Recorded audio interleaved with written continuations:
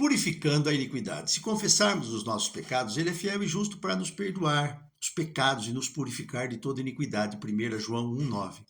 O processo de purificação da iniquidade passa pelo reconhecimento que não conseguimos acessar os céus e as coisas celestiais sem Jesus.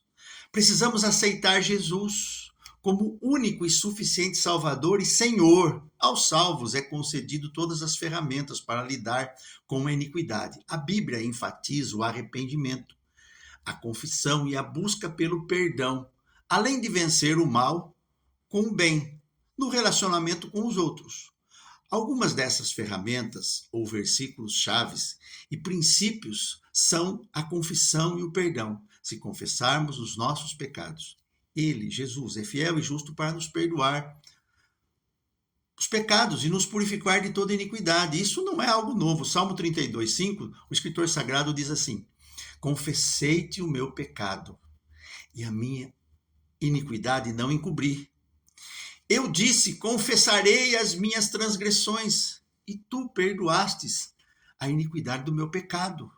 Feito isso, precisamos entender e crer que ele, Jesus, é quem perdoa todas as nossas iniquidades e quem sara todas as nossas enfermidades. Salmo 103:3. Importante salientar que tanto o arrependimento e a transformação estão ligados ao fato de ter Deus amado o mundo, João 3,16.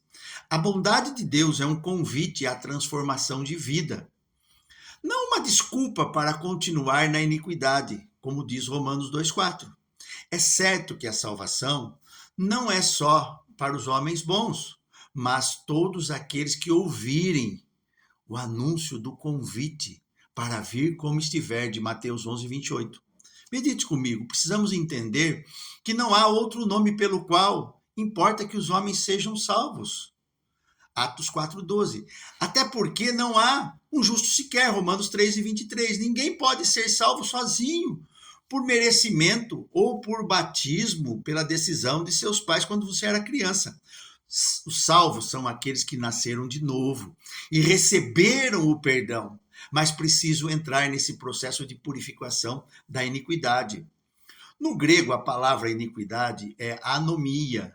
Ela significa a condição de quem vive em ausência de lei ou não cumpre a lei, sendo um sinônimo de rebeldia contra a lei divina. Iniquidade descreve a prática contínua de pecados e desobediências a princípios morais e éticos, uma vez de erro isolado. Significa a ausência da quebra da lei, da rebeldia, injustiça, transgressão moral. No contexto bíblico, é um termo usado para descrever um estado de viver em pecado e pecando, desobediência aos mandamentos de Deus. Contínuo. É um estado contínuo de erros, muitas vezes sem arrependimento. Mas e a conversão? Diferente do pecado, que é hamartia, pode ser traduzido como errar o alvo ou um erro isolado. A iniquidade, a anomia, se refere a um estilo de vida constante, a transgressão, a falta de justiça. E como lidar com a iniquidade, então? Portanto, é muito simples. Lidar com a iniquidade envolve uma resposta pessoal de humildade e arrependimento diante de Deus, confiando em seu perdão e passando a buscar, prática, viver de maneira justa e bondosa. Neste processo, precisamos vencer o mal com o bem. É um exercício. Não te deixes vencer pelo mal, mas vence o mal pelo bem. Romanos 12:21.